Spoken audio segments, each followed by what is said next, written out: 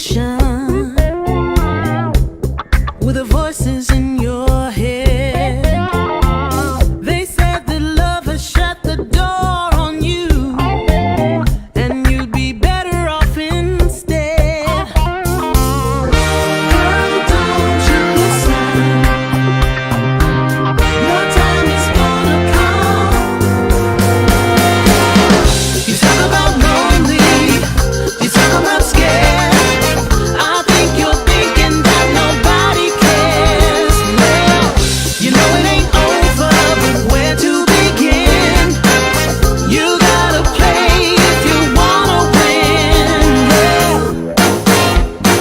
So when you gonna let somebody in? It's a classic situation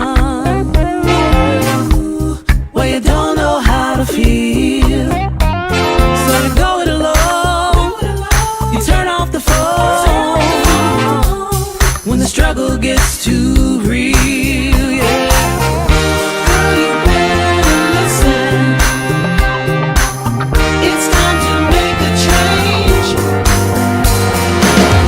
You talk about lonely, you talk about scared. I think you're thinking that nobody cares. Well, you know it ain't over, but where to begin?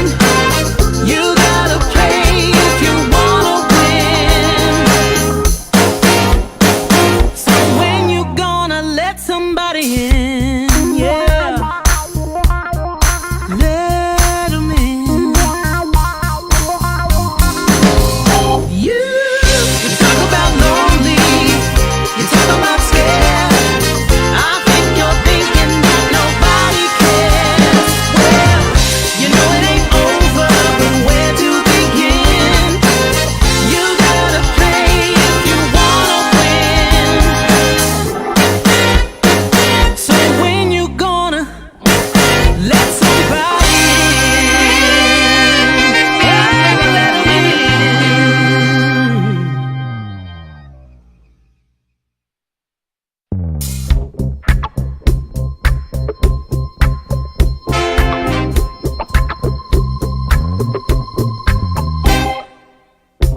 You had another rough conversation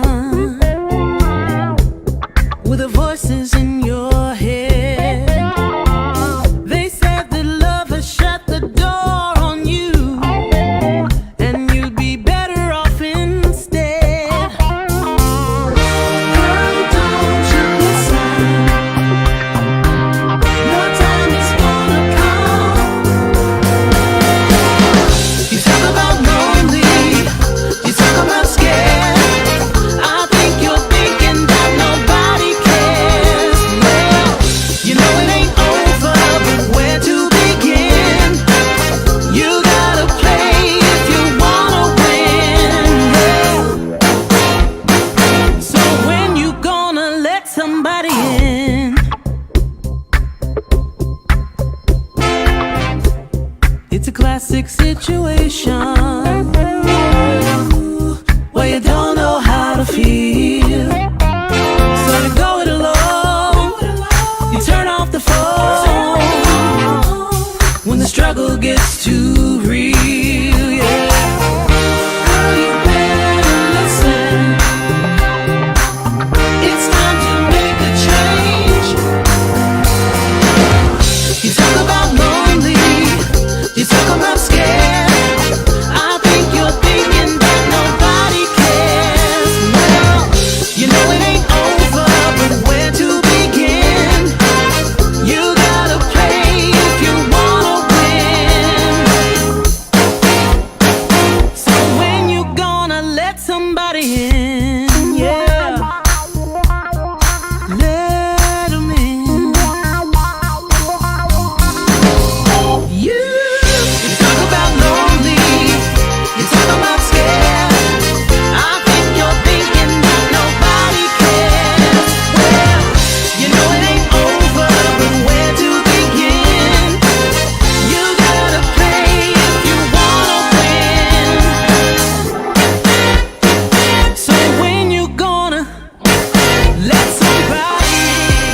the community what the stylists don't want to do anymore. Stylists don't want to shampoo. We're even partnering with stylists. They're saying, hey, I don't have the time to shampoo, so won't you go over to the shampoo bar? We're doing steam treatments, taking braids down, locks. So you come in, we're gonna shampoo, condition with pomade, hair growth, stimulating growth, and we're gonna actually manipulate those beards. And if y'all have bundles and units, bring those in. We will bring them back to life. You drop off, we call you, you pick up.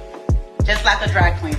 We have 2 complimentary drinks. One is called the Tide. The next drink is called the Old Fashioned. And we're not going to tell you what's in any of these drinks. They are exclusive to the shampoo bar. I'm not telling you, okay? So go to our website, shampoobar.com. That's it.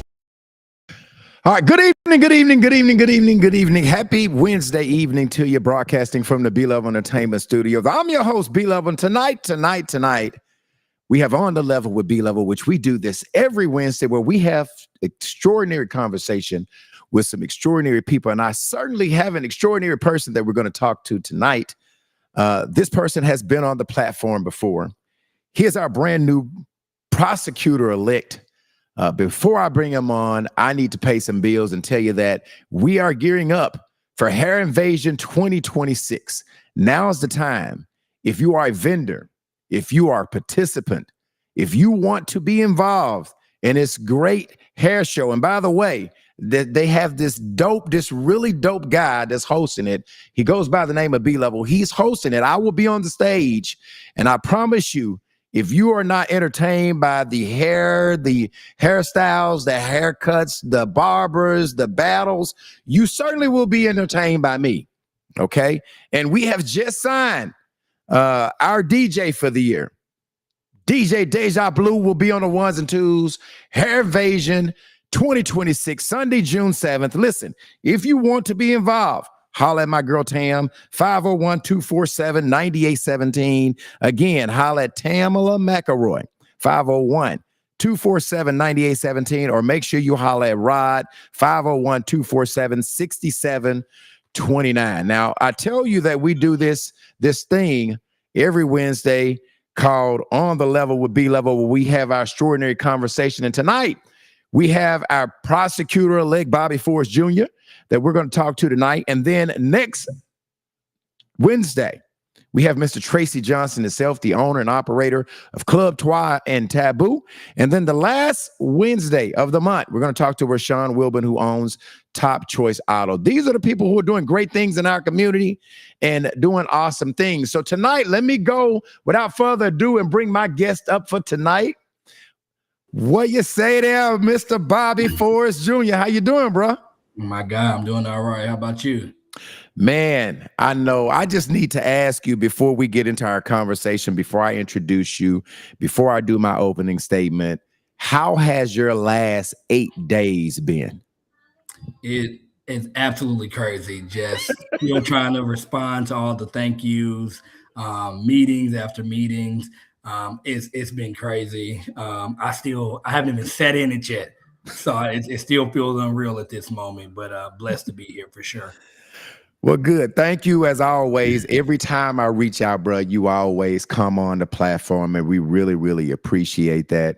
I'm going to do my opening statement, but for those of you guys who are just tuning in, we're talking to prosecutor-elect Bobby Forrest Jr., the newly elected prosecutor, 8 days old. I need you guys to share. We're streaming on 4 different platforms. If you're on Facebook, share it. If you're on TikTok, share it. If you're on Instagram, share it. If you're on YouTube, share it. I need everybody to share this live. And if you have any comments or questions you would like to ask our brand new prosecutor, put it in the comment box.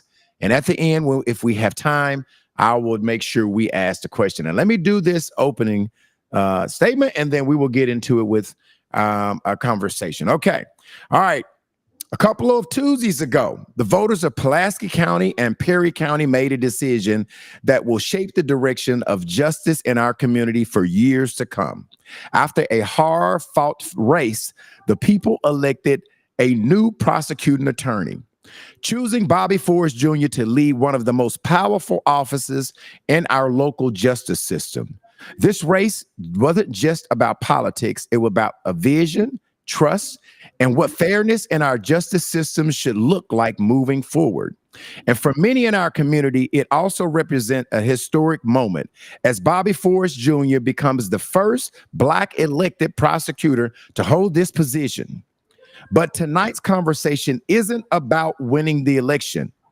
It's about the responsibility that comes after the victory, because the role of a prosecutor touches everything: public safety, accountability, second chances, and justice for victims and family across this community.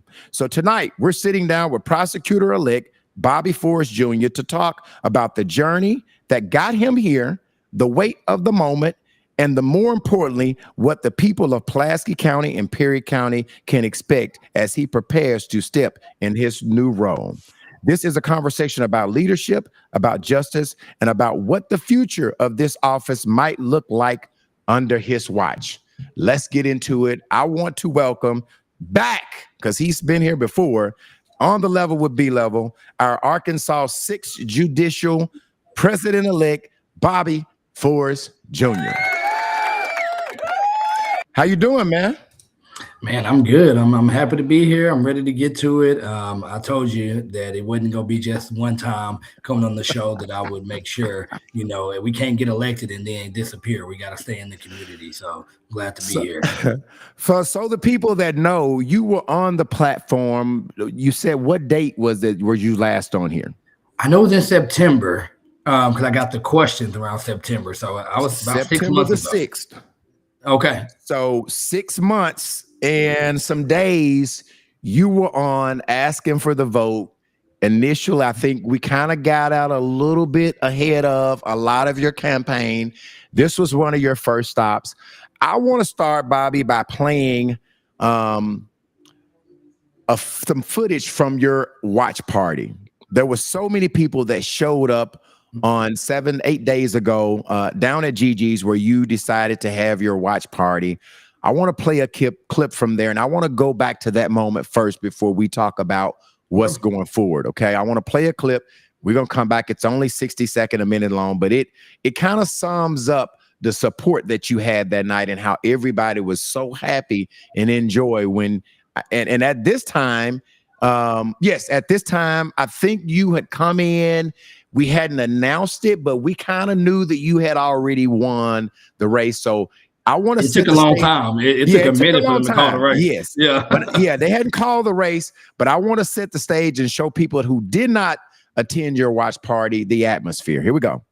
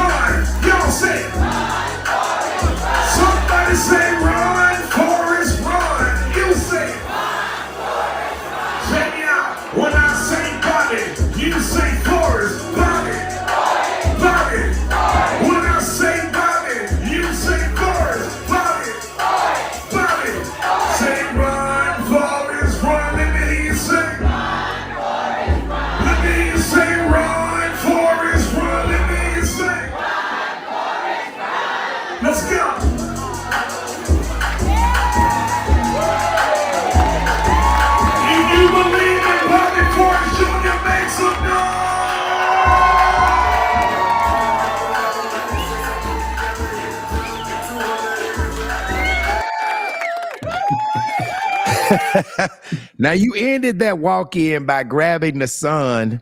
And the first question I have for you, Bobby, is how was you feeling in that moment? What ran through your body that moment? Everybody's calling your name. Everybody's celebrating you.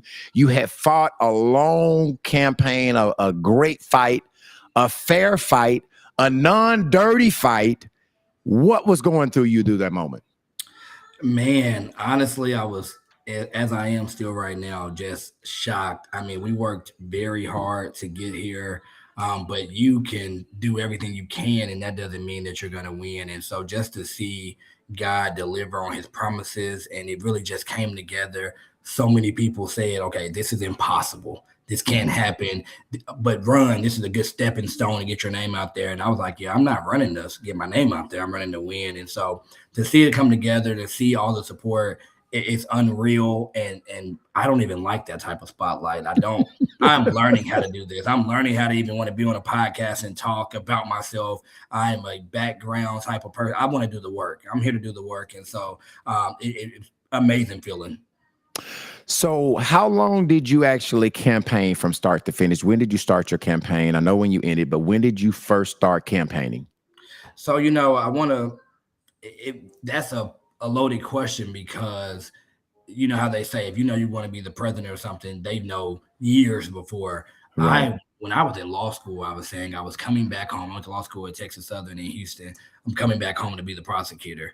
And honestly, I don't even know why I said that. I really don't know why. I just said it. And so it didn't come for real until after the current elected prosecutor, he beat out someone who we were for, Alicia Walton.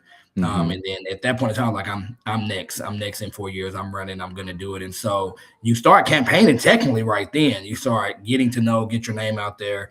But then I hired my first consultant September 2024. And so we started training on talking and messaging and all of that. But we actually announced the campaign May of 2025. So over a year of campaigning, but once it announced, about 10 months, straight 10 months, no days off, 10 months. And I always ask people this and that, and I get the same answer, right? And so I'm going to ask you, and obviously I wanted a genuine answer. Was there ever a time that you thought, man, I may have bit off a little bit more than I can chew, right? I mean, obviously you ran a great race. All the time. Did you ever thought like, man, what did I do? Like, I mean, you had a great practicing law firm, wasn't hurting for clients. Was not hurting for clients. So what I'm assuming that you wasn't hurting for money, because clients pay for you to represent them. So and in my mind, I know that great attorneys make more than your salary that you're going to make as prosecutor. What's up? Come on. So did you ever thought, like, am I crazy? Like, I'm leaving a great career to go and my checks be the same, when as a practicing law attorney, you can make the ceiling. What went into that thought of why you ever wanted to run for prosecutor? Yeah, I worked very hard to grow my law firm, and it makes a lot of money by the grace of God. But I tell people all the time, when you go into the courtroom that I go into every day and you see what I see, and you see young men and women in the system hopeless, you see families hopeless, you get calls of families that's saying,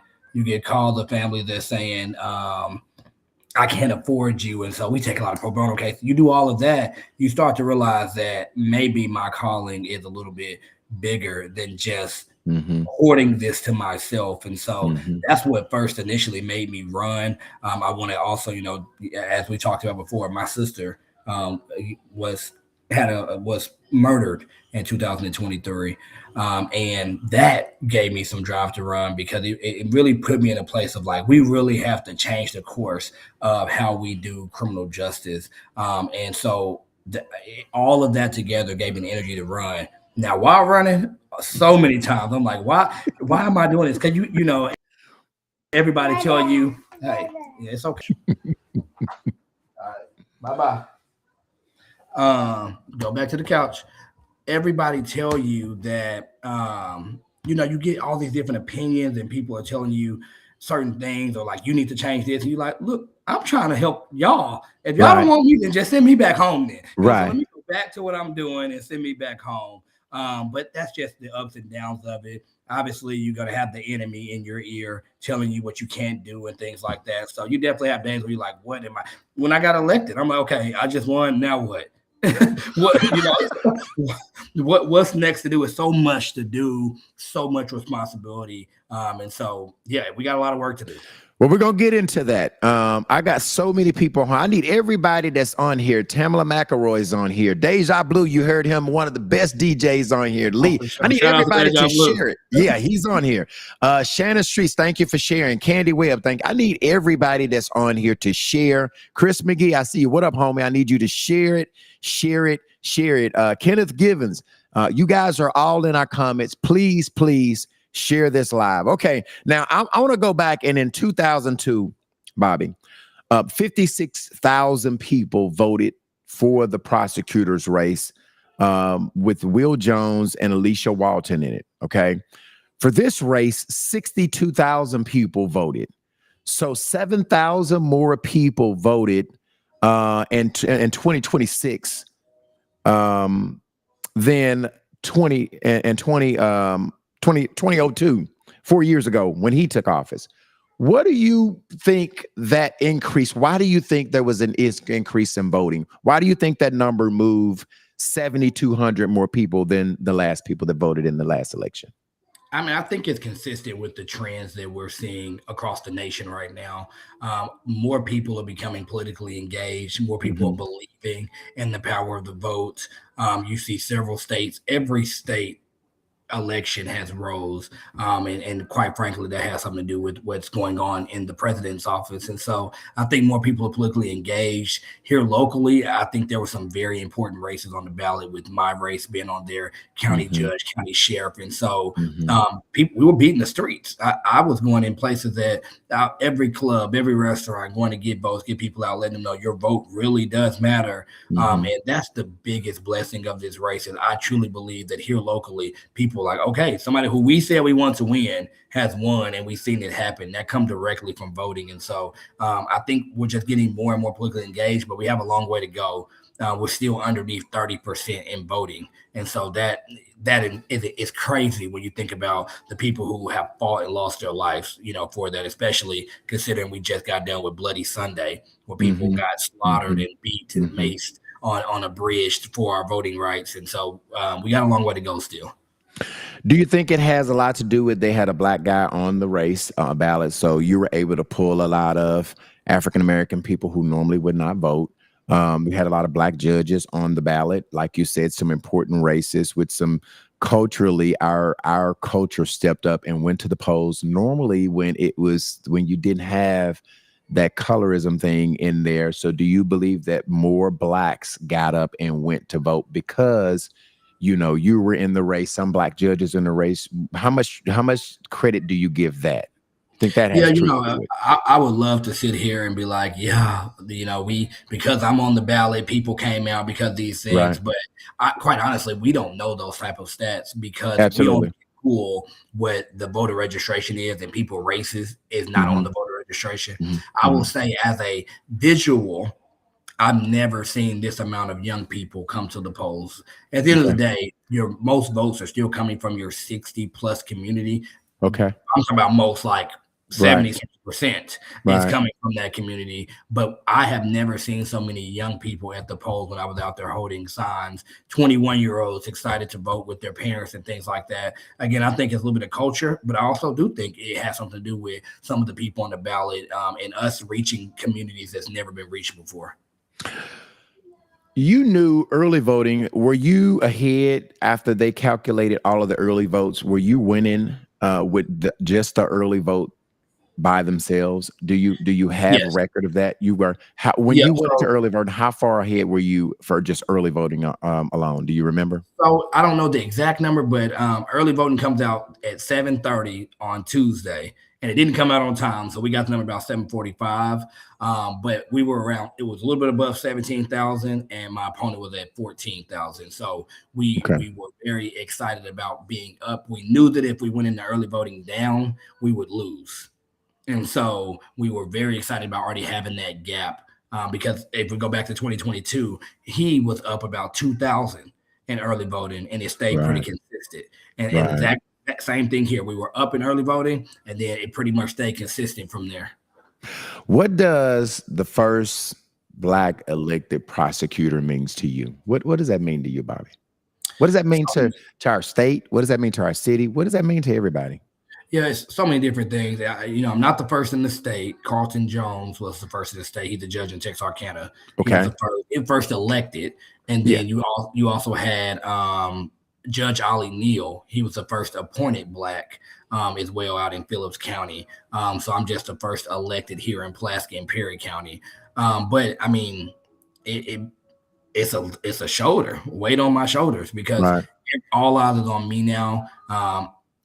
But what I hope it has done and what I have taken it's a big responsibility to show people that one, race doesn't matter, Hmm. and that two, where you come from doesn't matter. And so I'm hoping that when my son looks back on this, when other young black men, black women looks back on this, that they say, hey, I can be that. But one thing I wanted to do more than just be history was build a coalition of people behind me. And we had a very diverse coalition of people, black, white, Indian, Hispanic. And that's the same type of environment I want to create in the office because that's what our community looks like. And we need to be this melting pot because we all got to get to the table in order to determine what's the best step. It can't be just all white, can't be all black, can't be all Hispanic. It has to be a melting pot of people with all different backgrounds and ideas so that we can truly get to the community and safety that we want to be at. What did that phone call when the race was conceded? What did your competitor give you a call? Did Will call you? Did Will Jones call you that night? Will Jones did call me. By the time he called, I was already in that madness you just seen at the party. So I did not get a chance to answer it. By the time I got it, it was about 12:45. So I sent him a text saying thank you. And he gave a very nice voicemail saying that he wants to help make sure there's a transition. And so we'll be working together to help transition the office. Good for him. Good for him. Good for him. What did you learn of when you were out knocking on doors? What did you learn from the community that was really important to them when you were out campaigning and people were talking? What stuck with you about what they wanted out of that office? Did you have plenty of conversations about that? Yeah, I think the number one, one, I would say majority of people have no clue what a prosecutor does. Mm-hmm. They hear the name and know it's like, I think you put the bad guys away, but they really don't know the depth of the role. And so it was a lot of educating at the doors. But beyond the prosecutor's office, what people wanted, and I think all elected officials need to understand this, is they want to feel like you are showing up not just at election time. And so when they was shaking my hand saying that we're giving you our vote, we want to see you again, though. We don't want to see you in 4 years. We want to see you in our community working right now. And we talked about what a prosecutor does. That was one of the questions that I asked you in our first conversation. For those people who did not hear that, what is the sole responsibility of a prosecuting attorney? If you just want to, in a nutshell, explain that. Yeah, absolutely. So the prosecuting attorney is essentially the chief or top law enforcement official in Pulaski and Perry County. And so they evaluate cases that come to the office through law enforcement, and they determine should charges be filed, and they determine what charges should be filed. And they then determine kind of the streamline of where those charges may go. So they determine, the offers, the plea deals. Mm-hmm. So who's getting incarcerated, who gets probation, who gets just charges dismissed, probation, rehab, all these different things is all controlled through that prosecutor. And because Arkansas does not have a grand jury, that sole elected prosecutor is the one who legitimately decides, are we moving forward with these charges? So let's move into the transition of your role as prosecutor. What is your first official day that you will take office? January 1. Okay. So you still have 6 months? About 9 months, about now. Yeah, 9 months. Okay. And then, the typical question that everybody wants to know, like, what does it look like when you walk in there first day on the job? What does that look like for you? Two-part question. What does your first day look like? And then what is the first thing after your first day that you would like to tackle as the brand new prosecutor? So, that's a hard question because I don't know what I'm going to feel like on that first day when I walk in there.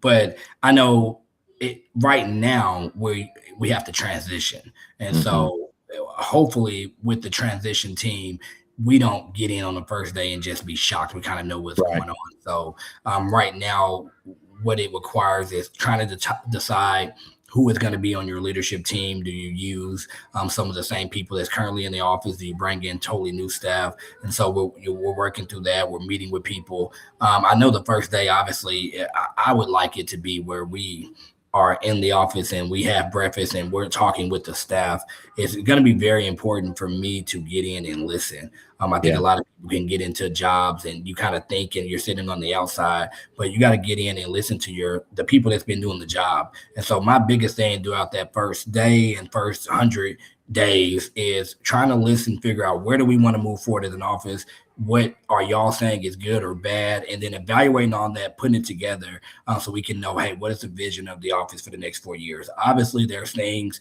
that I have that I want to implement just because I have been in the criminal justice field almost my entire life. But I have to gain the trust of my team. As a one man, I'm nothing if I don't have the backing of everyone else in my office. What will you use, Bobby, to figure out what attorneys you will keep from the previous administration?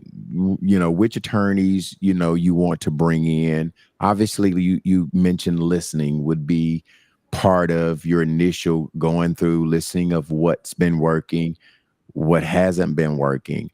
But what factors will you use to decide? First of all, how many attorneys do the office currently have working do you know that number?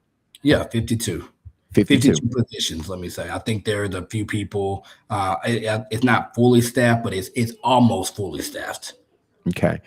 And obviously, when one administration goes out, one comes in, everybody doesn't make the cut, right? So what will you use to determine which one of these attorneys that I'm going to keep, which one that I'm going to work, which one has been serving a purpose, which one would I like to move into? What will you use to determine those things? Yeah, I think, the goal is not to have to let go of anyone.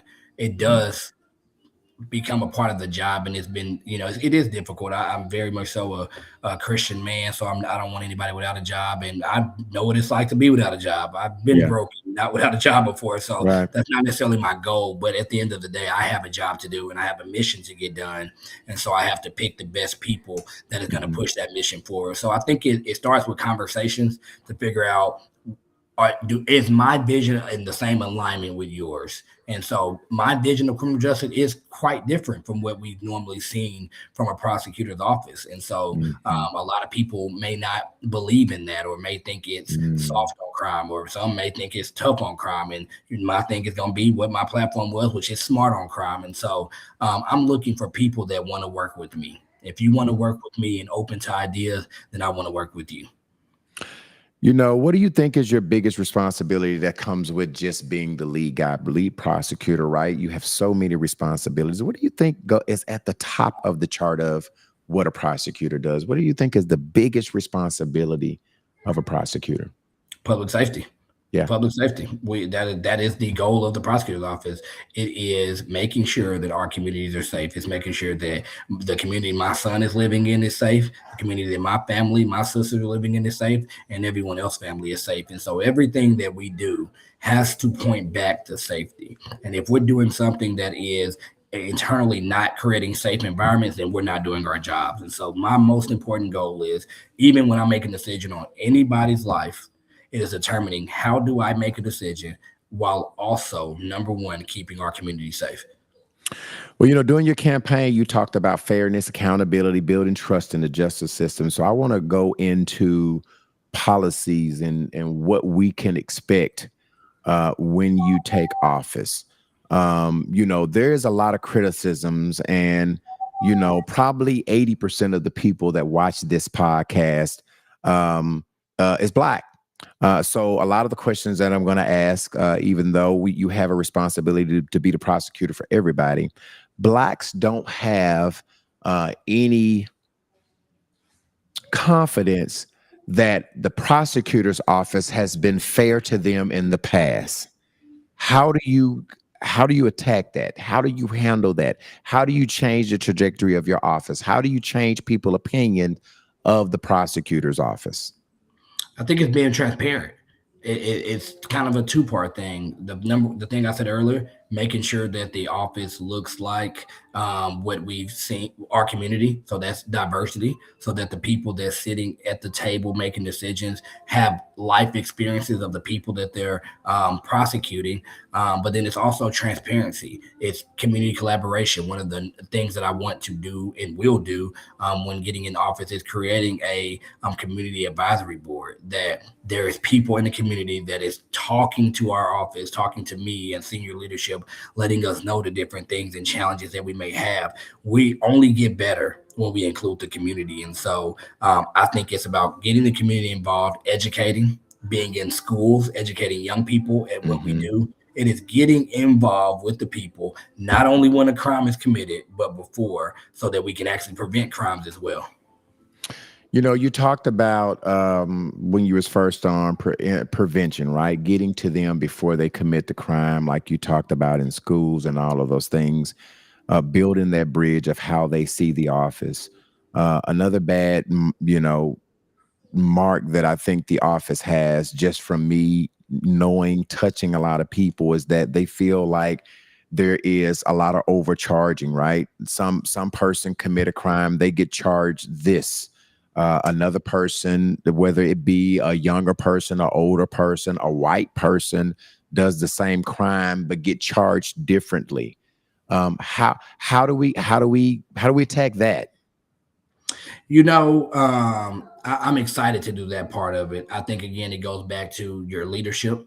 So having a leadership in that is ready to look at what's presented and holding everyone accountable. That's holding law enforcement accountable, and that's holding people that committed a crime accountable. And so we have to look at the crime and look at what's being charged, and we have to determine, do we have enough to charge? If we do not have enough to charge, we have to either relay that back to law enforcement so they can go get more evidence to charge. And then if we have enough to charge, we need to charge exactly what's committed. A lot of times we do see, and what the history of sometimes is that you charge high. When I was a law enforcement officer, we were taught this, and people don't want to admit this, but we were taught, charge high so that it can get plead down lower. I will not be doing that, and I disagree with that. We will charge what a person has committed and what we can prove in the Arkansas Annotated Code. Right. Prosecutors, they also work closely with the police department, right? But sometimes you have to also investigate them. So how do you maintain independence in those situations? You have to be a rapport with them and work with them, but also hold them to the same accountability that you hold regular, everyday working people. How do you bridge that gap? How do you make that independence so that you can hold the police department accountable as well? Because we're all regular. None of us are better. Just because I'm in an elected position doesn't make me better. Because I wear the badge doesn't make me better. We are all regular people. And so we have to act as such. And so just like, and I was saying this on my campaign trail, if we can charge the homeless, if we can charge the janitor, if we can charge the unemployed, the veteran with the mental health disease, then we can charge an officer who breaks the law, an elected official who breaks the law. It is even keel. That's how it has to be. Lady Justice is blind for a reason. She does not see color.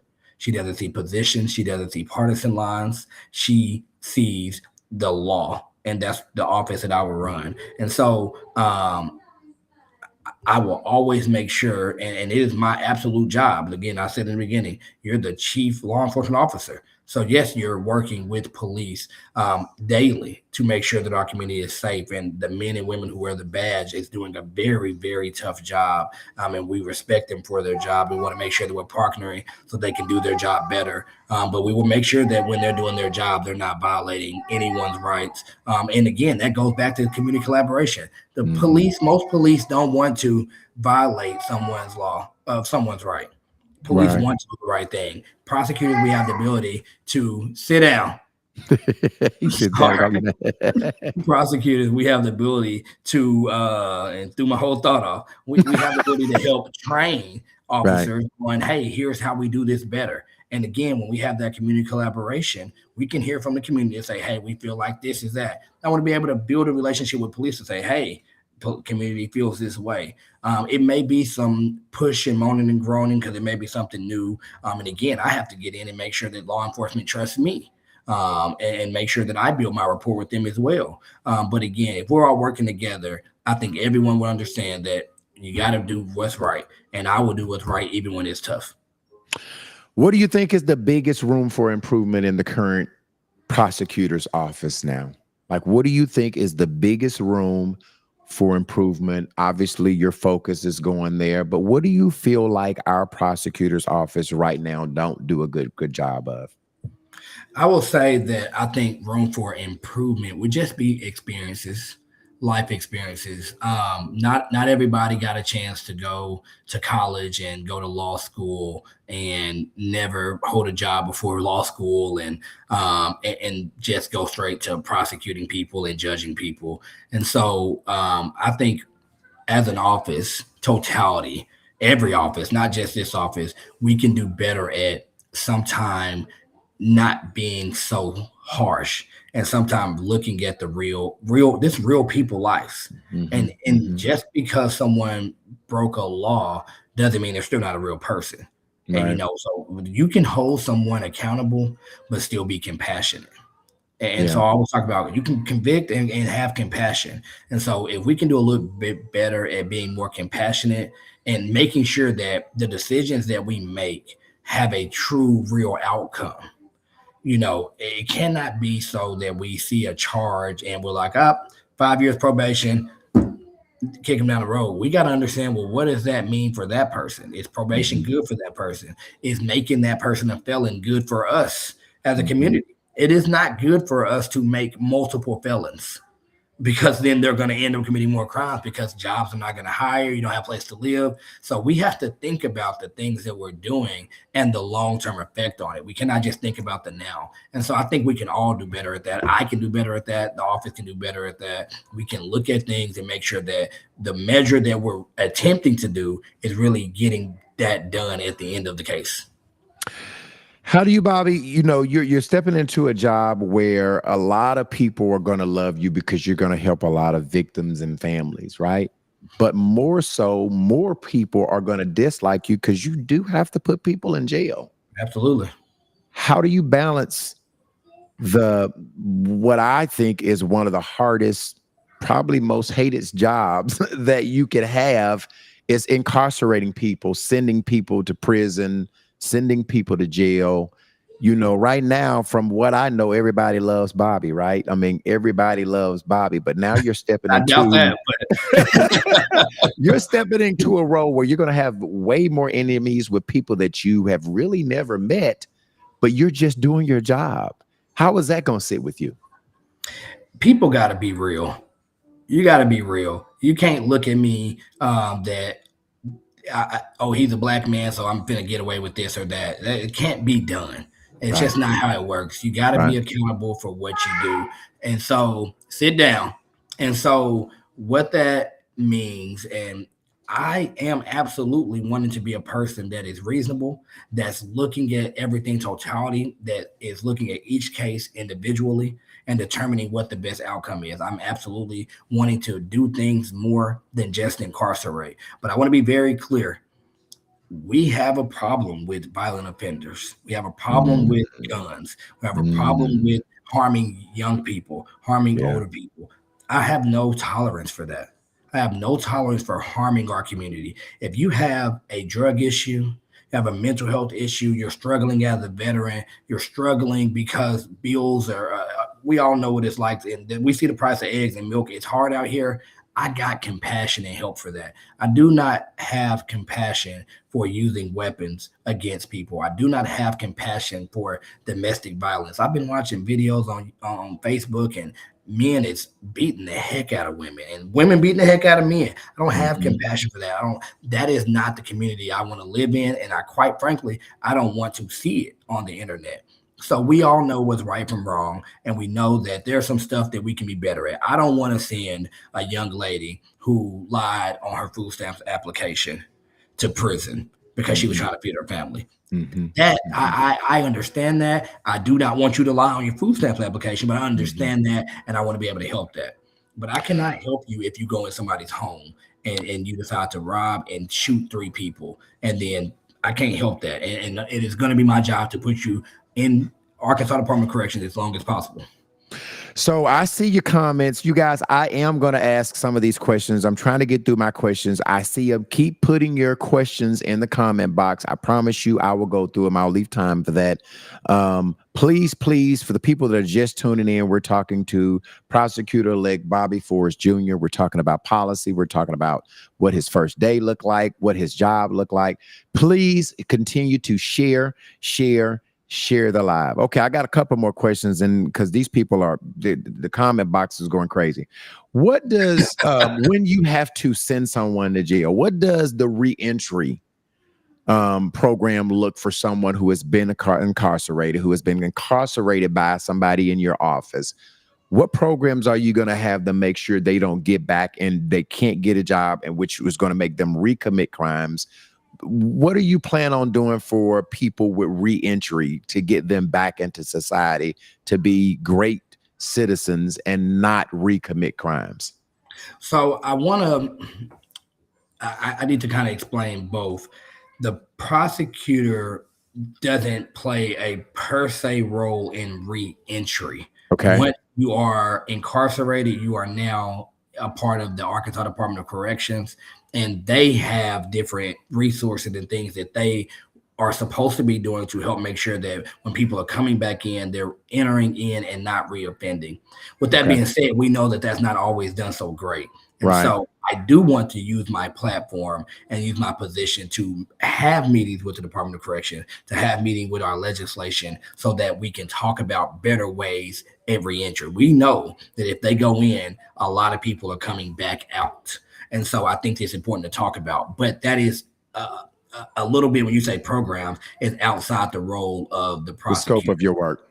With that being said, one of the main things that I want to do when I become, and within this 4 years, is create a true diversion program. That is where someone has committed a crime, and I know that we can even prove it, but we say, hey, we believe that there are some training program resources that we can put in place so that we don't, one, have to convict you, and two, that we will never see you again in the system. So that is absolutely, it's pre-trial diversion. It's before trial diversion programs to put in place so that we can divert you, such as the example, young lady lies on her food stamps. Well, we know that Arkansas is #1 for food efficiency. So if I know that, it does us no good to incarcerate. So maybe we partner and find out, how do we help get her a job so she can afford groceries? And how do we partner with food pantries in different places, churches, that can help make sure that she has enough groceries so she don't have to make this decision again. So that's things that I can put in place when it relates to pre-trial. Okay. 2 last questions. One question I feel like you've already answered, but I'm going to ask, how do you plan on rebuilding the trust between the justice system and communities that often feel targeted by your office? I think I heard you say something about just being honest, doing the right thing. I think I heard you say that earlier. So I think I answered my own question. I want to jump into some of these questions. Marquez Miller is saying, will Bobby go out to crime scenes, particularly a homicide investigation like Will Jones did, to make sure that the police officers are doing right and upholding the code of ethics, professionalism, and chain of evidence properly in the investigation? Is that something you will do, Bobby, or not? I think it's a case-by-case example. I think there are certain times where you absolutely need to be at the scene. But what we have to make sure is that we are not doing so much on the scene that now we're witnesses. And so if I come to the scene and I end up getting involved in interviews or certain things, then now I have conflicted this office out of being able to prosecute properly. And so we have to make sure there is a level of separation. But I do think it's very transparent to arrive to some scenes, especially officer-involved shootings, so that you can make sure that nothing is being done to jeopardize that investigation. I will say that it's 2 different positions. Our prosecutor before, Larry Jegley, he did not go to every homicide scene, and then Will Jones, and he did. I will be meeting with several different prosecutors from across this state and across our country to determine the best way to handle that. And that's a part of my 9-month transition to be able to answer that fully. Well, and we're talking about policy and some of the questions. One of the questions that I thought I needed to ask you is, how did you convince Larry Jigley, who supported Will this last race? How were you able to convince him to support your campaign? It takes a lot of work for anybody. For Yeah, anybody who's done the job. Larry Jegley has done this job 30 years. yeah, Anytime you get someone, not just Larry, Barbara Mariani, so many past prosecutors, John Johnson, so many past prosecutors bought in. It was sitting down. It took several meetings, several conversations of the vision. Again, my vision is different. I come from a different background than all those people. And so sitting down and being able to tell them, here's where I'm at, and building exactly what we got to do with the community, building that trust to where they finally was, hey, I believe this is the next future of Pulaski and Perry County, and I'm very grateful for their support. And so, yeah, it's building that trust and staying consistent. I stayed consistent. I wasn't wavering. I didn't agree with everything they said. And I think that also provides that you don't want someone that's a yes man that's going to agree to everything. So I went in being who I was, telling them, here's what I believe we got to change. And I think they bought in, and so did the community from the looks of it. Yeah. So you've mentioned your vision being different a lot, almost a couple of times in our conversation. Obviously, not getting into specific, but what does your vision kind of maintain in a nutshell? What is going to be the Bobby Forrest vision of prosecutor for the office? I think smart justice, and what smart justice is, we got to fight crime differently. And so it is saying that we have to do two things. And I always use kind of like a blood pressure example. If you have high blood pressure, the doctors are going to do two things. They're going to first treat the problem. And so just like crime, when I have a crime, when crime is being committed, we're going to hold people accountable, especially violent and repeat offenders, people that's carrying illegal guns. We have to hold them accountable. But if you also have high blood pressure, they're going to address it by giving you medicine. But the second thing they're going to say is you have to address the root cause. What is making your blood pressure high? Right. And so that is what I'm bringing, I believe, different, addressing the root causes of crime. And we see that crime comes mainly in three areas: poverty, mental health, and addiction. And so it's also addressing the root causes. You can't do one without the other. If you're only incarcerating, then we're going to keep incarcerating. But you also can't just be addressing root causes of crime, because some people ain't going to do right. You have to have a balance to be able to do both if we ever plan on really addressing real change in our justice system. Okay. Another question. Kevin JD said, how will you handle cops with racial bias, taking lives, indiscriminate, and escalation of calls? How will you handle cops, racial bias, cops taking lives? How will you handle that? Any cop and officer misconduct is something that will be reviewed, and it's something I take very serious. People that are entrusted with the badge and entrusted to protect and serve must do so within the bounds of the law. I believe that we do see instances where we see officers react in ways that we definitely as a community disagree with. And if it is done to where they have committed a crime, then I will address that just like any other person who has committed a crime. But I also believe that we have to have trainings and education with our police. And so one of the main things I absolutely want to do, and my senior team will be doing, is going into police departments, training and educating about there is a culture difference. Let's be very clear. Right. There is a cultural difference in life. And so we have to make sure that we are training on that cultural difference. And then we have to make sure that when we see people and officers not addressing that and not acting as such, then me and their police chief need to be having conversations about some of the concerns we have. And I want to also just end with this. We want to have a transparent office. Reach out to our office, tag us in the videos that is on Facebook when something is going wrong. Reach out so that we can do something about it and we can talk about it. Frank Scott and the mayors of all these cities, they want to pay attention to these type of things. We got to call it out, and then you can trust that you have a prosecutor that will not allow any misconduct, not just from officers, but not from people in our community as well. Good. Shakara Deja Blue is saying re-entry is my department along with the WIOA OA and dislocated workers for the state. So reentry people, holla at Deja Blue. Shakar Flood is what is his name on Facebook. Holla at him. He said that reentry is his job. So make sure if you're just getting out and you need work back into the community, holla at Deja Blue.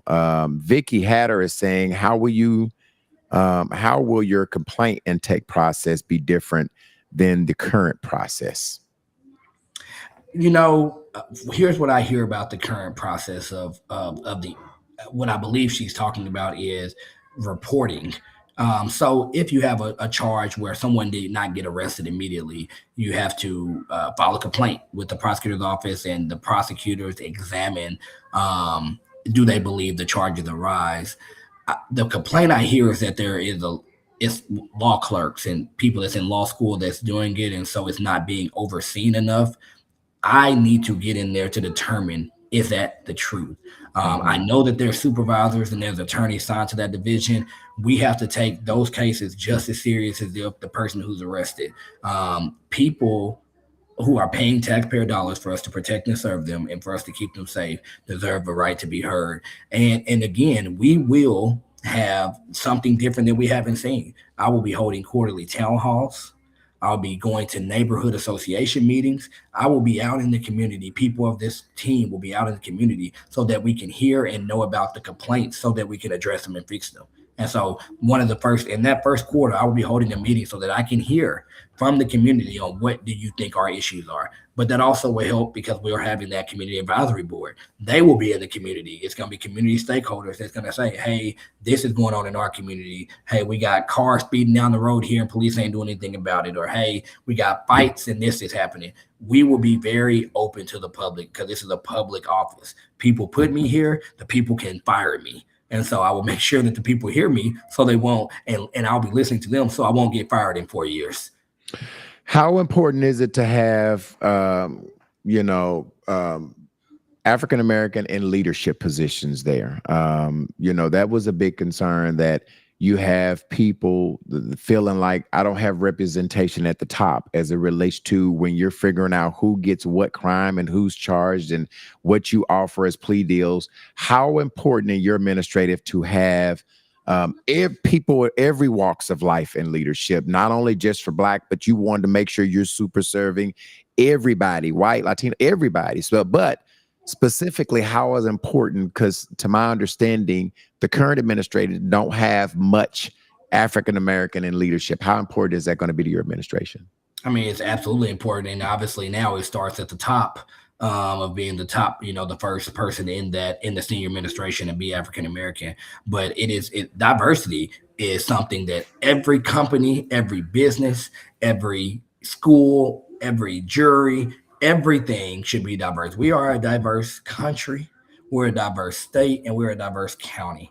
And so we have to look like the people we serve. And again, I wanted to show an image to this county by the coalition of people that we built. I was very proud of our campaign. If you look at our campaign team, you're going to see Black, white, Hispanic. If you look at the people that's standing behind me on the stage when I'm giving my speeches, Black, white, Hispanic, you're going to see, and we need to do better at even getting Asian and other population. Right. I went to several mosques and met several Muslims and Indians.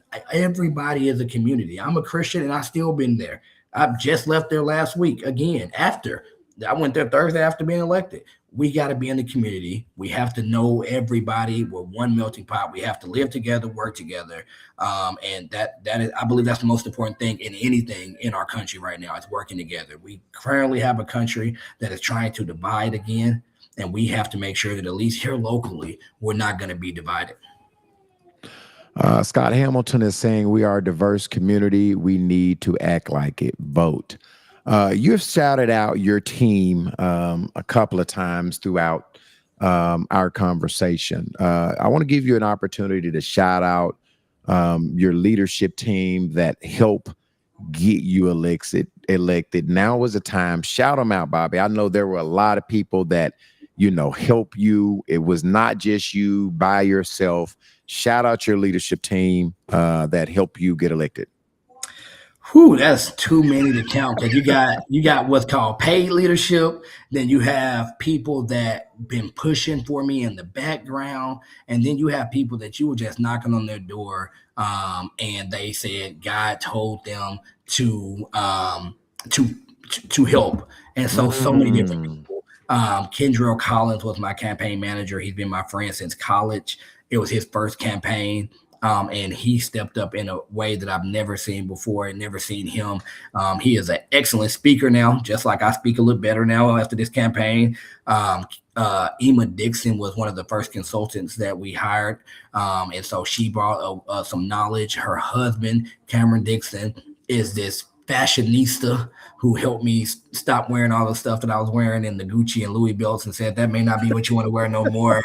Kendra Pruitt is Olivia Pope, and her legal and politic mind blows my mind. I would hate for her to run against anybody because she's gonna win. Her mind is brilliant, and she did a great job at the city.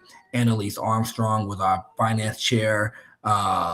You had Philip with our volunteer coordinator. You had Jackie Diva Smith, who were always loud and that was the loudest person on the team, going crazy for us at the polls. You had the JT line dancers who was out there loud and proud. You know what I'm saying? Y'all may not know him, a guy named Donnell Meadows, retired Judge Humphrey, of course, Larry Jegley, John Johnson, Barbara Mariani, Tippy McCullough, Cappy Webb, city directors. I mean, I could literally keep going and charge it to my heart, y'all, if I didn't say the name. It's too many people that came and gave, and there's other names that I can't give because just of how, some profile stuff, but they know who I'm talking about. April, Corey, who did the graphics and videos, that we stayed in the social media. My child mama, shout out to her for helping me with my son, Kyla, while watching him. And I made sure I tried to stay as active as I could.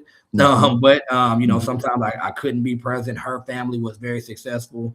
My mom is a praying mom who raised us. And then when my sister passed, she's now raising 3 more kids, still stayed praying for me. So many people. Miss Tam, the hair show. Went and walked me through all the barbershops and hair salons and invited me to the show. I'm telling you, I can go all day. So many people came together. And it really was a blessing. And God really he really showed up and showed out this time. Pulaski and Perry County should be excited of the future that we're going to have. So you talked about, one tab, you talked about you couldn't wear your Gucci belt. How much of the stereotype of how a prosecutor is supposed to look did you have to change? Like, how much of did you have to change to look like the way a prosecutor, whatever that looks like? What does a prosecutor looks like, right? I mean, you can't wear Gucci belts, can't speak this way, braids. I mean, the regular prosecutor, that's different. Like, I mean, my days, you couldn't have tattoos. And so how much was a concern of you that you would change so much of who Bobby Forrest Jr. really is to get this office of what the perception of what the marketplace says you should look like? I'm 34 years old and I'm a fighter. And so I came in swinging like, y'all ain't changing me at all. I'm who I am. Right. But it's not so much of changing, of trying to look like something that's been the norm. If I look at the norm, what a prosecutor looked like, that would be a white male. I'm not a white male. So with that being said, when I first got in, everybody said, and is that only because that has been the only thing that has been prosecutors? That's why that's what your perception of what it looks like, because we haven't had many black prosecutors. Go ahead. But I'm 34 with a little bit of style. At least I try to have a little bit of style. And so my main thing that I wasn't gonna do was I wasn't touching his hair. I was not gonna cut my hair off, and I was willing to stand on that and lose on hair. Now, a lot of people disagree. Judge Marion Humphreys right now would tell you that he's like, Bobby, I just don't get y'all young folks. You got an opportunity. And you want to have this hair. But what this hair did was show people you can be yourself. But Kendra Pruitt came on the team and she was like, if you ain't cutting that hair, you finna cut that beard off there. You ain't finna have all the hair. And so Okay, I complied. And so now I only got this little thing here. I may grow it out though. Don't tell Kendra. Hope she ain't watching. But and I wore, here's the deal. You don't want to speak before you speak. Mm-hmm. And at the end of the day, this is a position that is a public facing position. And you can't be loud before you get a chance to open up your mouth. You don't want people judging you before they get to hear you and already saying no. And that's the responsibility. And so if I have to change some things so that I'm able to serve my community at large, that's the responsibility. That's not being a sellout, because I ain't gonna sell out. I'm let you know. Right. I'm Bobby Absolutely. Jr. But Absolutely. if I have to loosen up how tight my pants is or tight my suits is, if I have to wear longer suits instead of having my ankles out and stuff like that, if I have to do that to get the respect that's necessary so that they can hear what's really in my heart, then I'm doing it for the community, not because I'm a sellout. And let me just tell you, the way politics is so different, right? I mean, you don't have to look like, listen, let me just tell you this. Trump has proven that you can do anything and look any way and you can get in. Now, I know that's a bad analogy of political stuff, but I'm saying there is the stereotype of the way you have to look is no more, right? I mean, we just know that. So I respected your question of, hey, I'm going to keep who I am, to keep my hair. I get those. Last thing, I think you take us out on this. What are your closing remarks? What do you want to tell the people about electing you? What do you want to tell the people what to expect? This is your last chance to talk to as many people of what we are to expect from our brand new prosecutor-elect Bobby Forrest Jr. What do you take us out on? I first just want to say thank you again. Our community showed up and voted in numbers that we haven't seen before. It was a blessing to win almost every African-American district. And so since the majority of this vote is here, I just definitely want to just say thank you. But to even the ones such as Marquise Miller, who's in here, who did not support me and supported my opponent, I am still here to serve you. I'm here to show everyone that criminal justice can be different, that we don't have to just incarcerate, that we can actually address crime. But I'm also here to tell everyone that we as a community can't keep doing the same thing. We can't keep killing each other. We can't keep harming each other and then blaming it on America. And so I am here to be a person in the community that is right here at home, listening to the complaints and ready to lead us forward in criminal justice. We are overly in the system. The majority of the system is us. I don't want that for us. I want young men to thrive. I want them to live, and I don't want them to end up in prison giving away their life in a decision they make at 17 and 18. And so I'm asking the community to partner with me, show up. We want to hear your voice. Show up to these town halls, reach out and let us know. These programs, it's so many young men that need father figures. Right. So many young men. The most 89% of men who commit violent crime don't have a father figure. When I go to court, when I'm getting hired by young men, it's a mama, a sister, or a grandma that is coming in with them. Fathers, we got to show up. And if you don't have a father, men, there are so many programs that need you and need you to partner. Scott Hamilton's in here. He has so many programs and so many things that we want to do to be able to keep people out the system. We do not have to be overly incarcerated. We do not have to be a stereotype. We have an ability to be a thriving community with a thriving leader. And so I'm here to help us thrive. I'm here for people who, if a crime is committed against you, I'm absolutely going to make sure that you get justice and that your voice is heard. But if you are struggling and you want help, I am here to help you. But if you don't want to help yourself and you don't want to take the help that I'm giving, then if you don't want to change, I'm going to change your address. That is my message. Well, listen, man, thank you. Big round of applause again. Thank you, Bobby. Every time I call, you pick up. And no, for real, you do. And I want to just tell you, I told you the first time that you came that you could always, and I told you, I said, man, you could always use this platform to get your message out. I have an open door policy to you and some of the other people that are doing great things for our community. So thank you, thank you, thank you. Hopefully you don't get so busy that you don't get to see B-level name on the phone and pick up and hit me back, bro. You know what I'm saying? Hopefully you I always don't. got you. I'm looking forward to the hair show and you clowning again. We had a great time.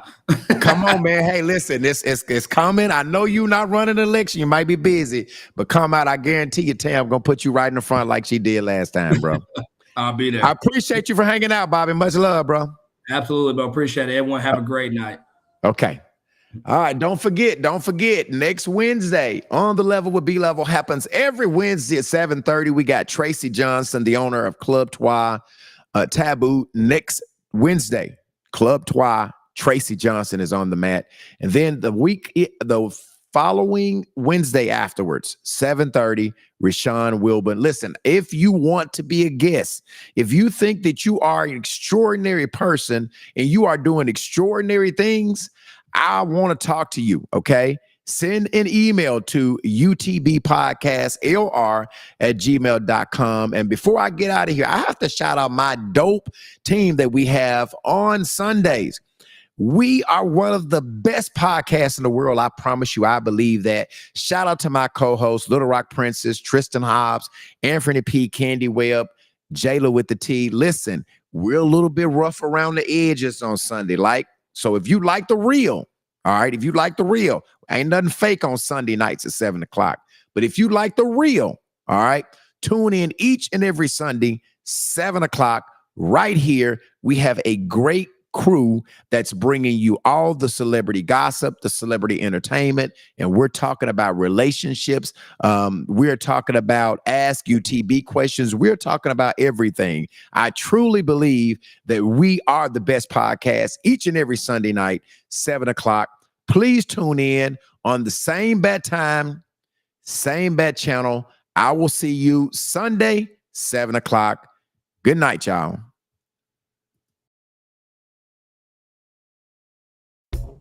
Had another rough conversation.